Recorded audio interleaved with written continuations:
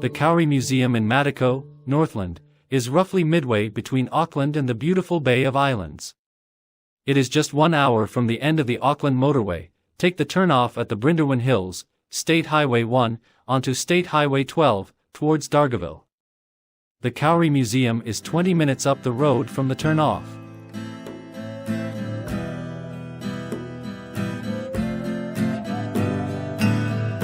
Toro ake ki a rangi nui e, he tino tawhito rawa.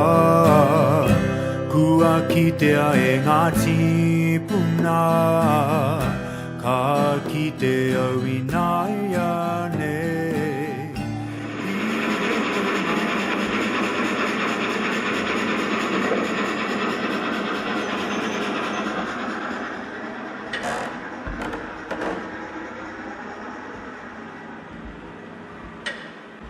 Kauri Museum is an exciting place to come together for fun, learning, and discovery. Museum offers educational sessions or inquiry-based learning that covers the fields of social and natural sciences. Through hands-on experiences, dramatic recreations, questioning and critical thinking, lessons can be built around a number of themes. The Kauri Museum also offers fun educational hands-on activities, including Kauri gum polishing.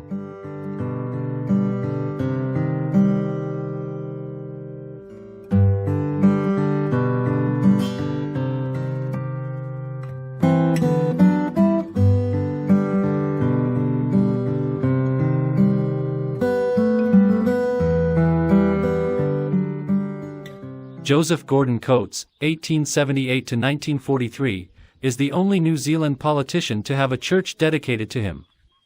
Coates Memorial Church in Matakohe is a handsome brick building set in a wide expanse of lawn. Coates is buried in the cemetery.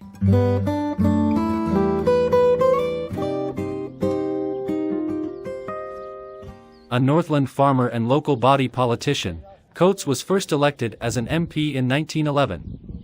He took leave of absence from Parliament in 1916 to serve in the New Zealand Expeditionary Force, rising to the rank of Major. He was wounded twice and decorated twice. He became leader of the Reform Party and Prime Minister.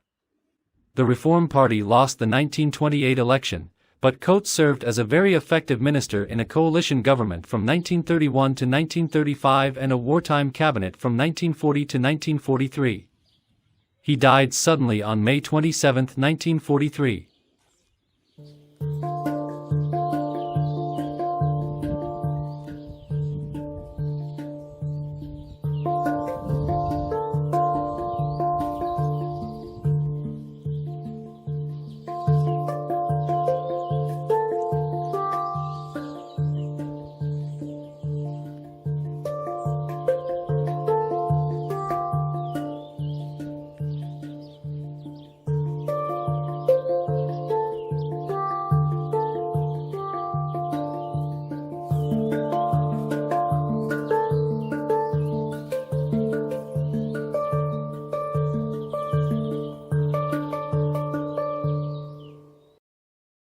Matakana retreat, accommodation like you didn't expect at the end of the road under the mountains.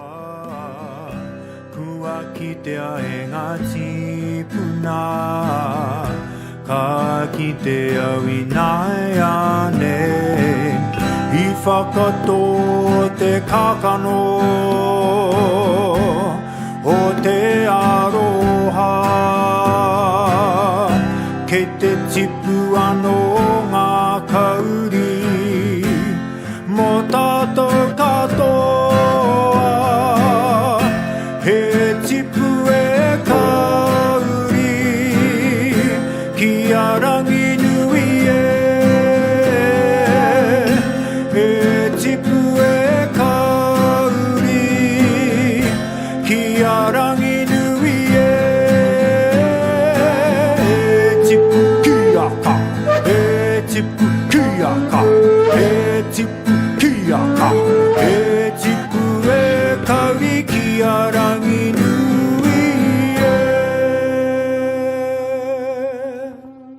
Puhoi was settled in 1863 by people from villages near Pilsen in Bohemia. The offer of free land was the main reason why 83 emigrants left their homes and families and traveled to the other side of the world. Each adult was given 40 acres and each child 20 acres under the Waste Lands Act. At Puhoi the land was steep, covered with almost impenetrable brush. The only access to the river, the only shelter, was provided by 2 palm trees. The Maori chief Te Hemera Tauhia and his men brought the Czechs up the river and visited them regularly. They brought them food and showed them how to survive in the bush. Without their help, the Czechs would almost certainly starve. But they were proud, hard-working people, determined to make the best of their situation. With a few spades and axes they set off into the bushes. Within 3 months the family was living in a Maori shed in their own block and were starting to populate it. The cut firewood was floated down the river, all the way to Auckland.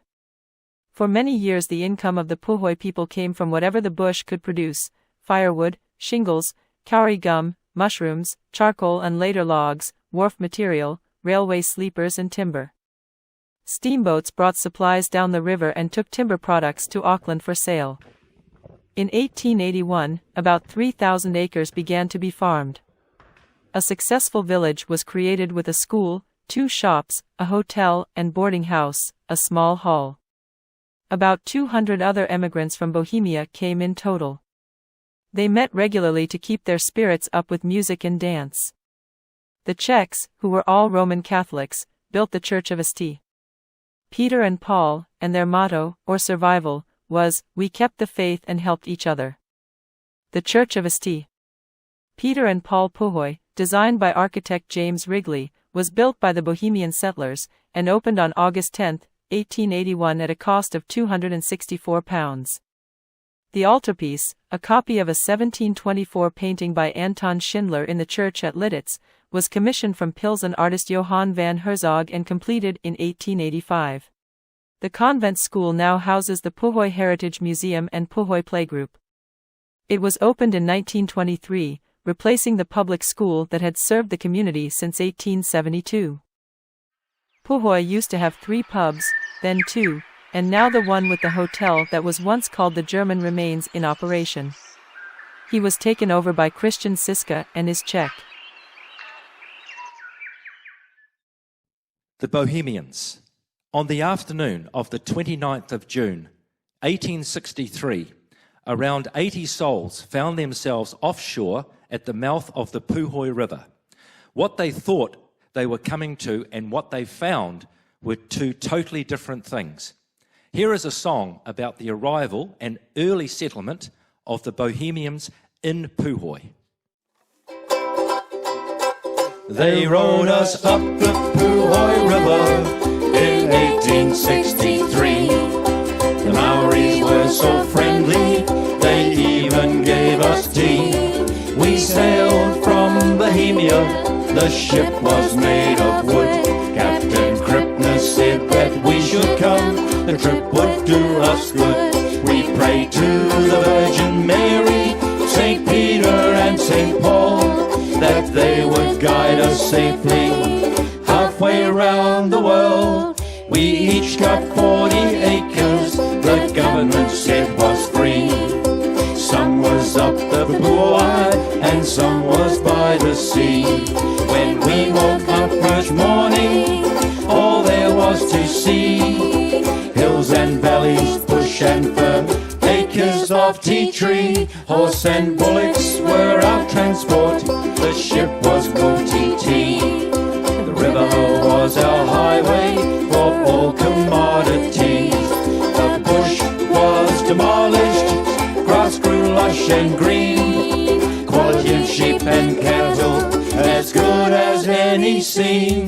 The pioneers built a village to supply their needs, music, sport and dancing and other things that please. 29th of June